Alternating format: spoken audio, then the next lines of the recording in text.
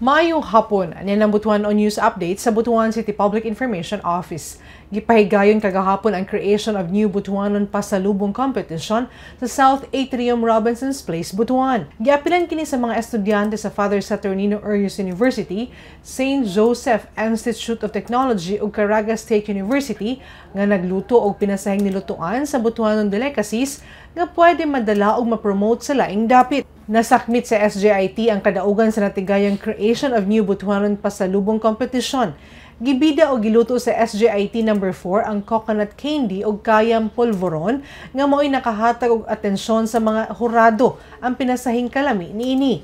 First runner-up ang Father Saturnino Urias University number 6 asa gibida niini ang tableya coated kamote chips o kamote oatmeal bars ug napiling second runner-up ang FSUU number 5 asa gibida niini ang kamote cookies ug cacao yema spread. Gideklarang best packaging ang SJIT number 3 sa gimugna niining Kamuchi Bites. Samtang best participation ang Caraga State University, CSU number 1 ug 2 sa mugna nga Asago Bites ug Shelf Stable Cosilva ug SJIT number 3 sa Kamuchi Bites ug Kayam Bars.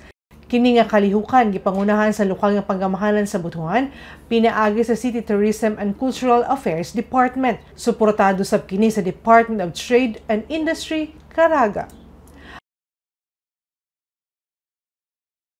Og makatong update ng adlaw alang sa mga updates, i-follow i-like official Facebook page, TikTok, Instagram o subscribe sa YouTube channel sa Butuan City Public Information Office.